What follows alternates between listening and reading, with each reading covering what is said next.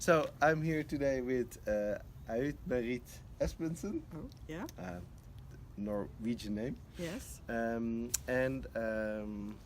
So I would like to ask, like, the first question is always around, like, how do you explain family constellations? It seems to be a thing that we all have in common. Hard time explaining it. So I'm very curious what it means for you and how you would do that. How I would explain it? Yeah, as you said, it's a challenge because it's not well known, but actually, somehow we do it every day ourselves.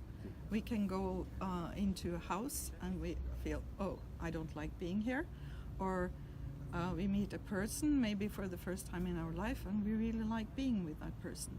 So it's those senses we use in our everyday life and maybe don't think about it. We use them in our work systematically in working with systems. Yeah. So I thought a lot about that because it's we sense so much in our everyday life without thinking about it. So it's very good to use this in a systematic way, and constellation is a very good way of using our own senses. And it's seeing, if we talk about systems, it can be a family system, it can be an inner system in ourselves, or it can be organizations, for example.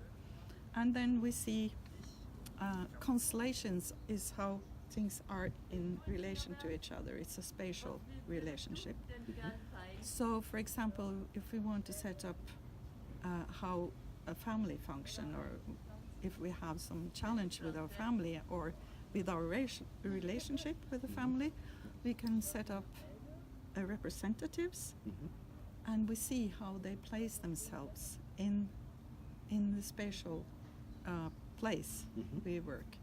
And for some strange reason, which we don't really know much about, is that when we are representative of something or someone, we pick up the feelings, movements. We might want to move away, or words come up, and that is call it a mystery, but that's what we work with. I don't know if it's a good explanation, but right now that's my explanation. All right.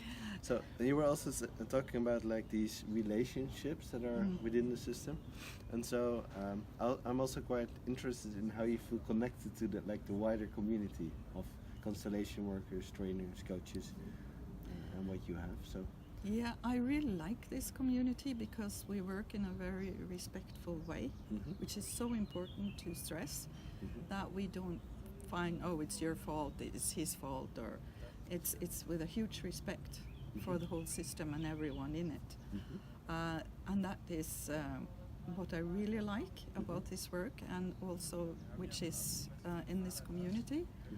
And it's also meeting people who they are colleagues. You know, you are a colleague, and we can discuss and ask questions and be supervised because we need that.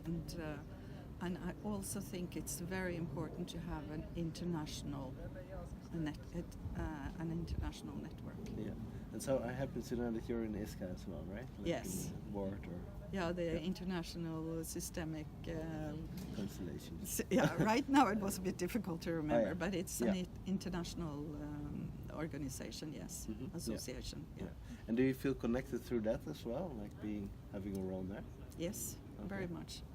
And because we have every second year there is a gathering, and this year it's in Opatija in Slovenia, no, in Croatia. Yeah. And we also have a monthly discussion on the internet, on Zoom, which is really good. And we have a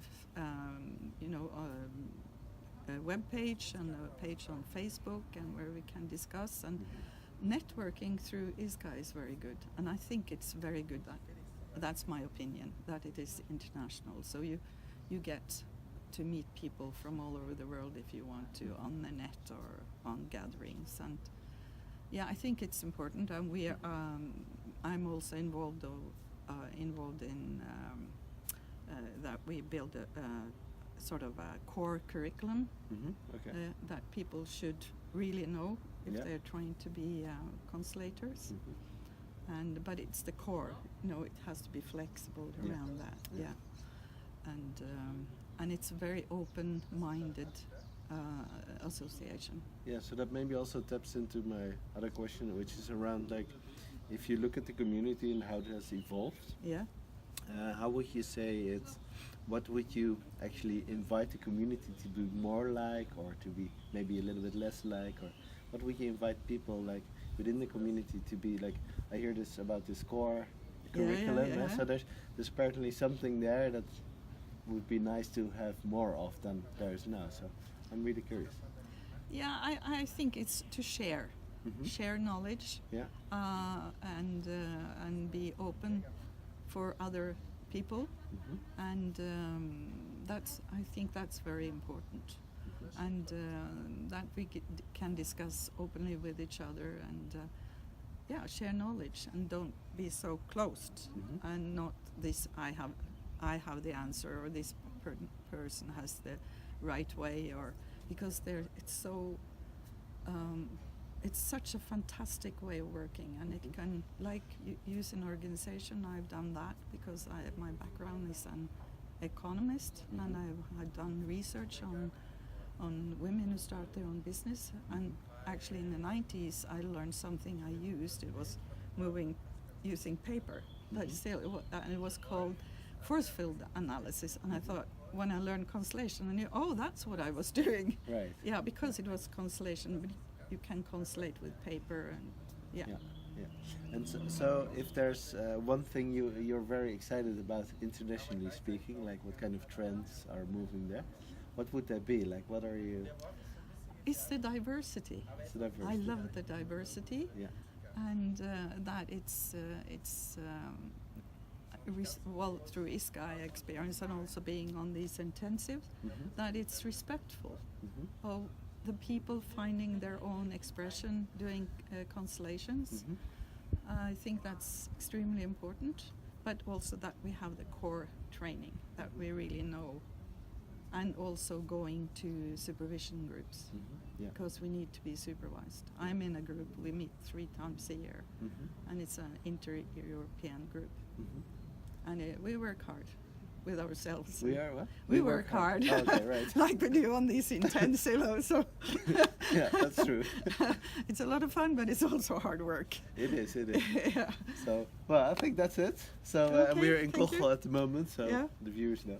Okay. All right. Thanks very much. Thank you. Very nice. Yeah. See you later. Yes.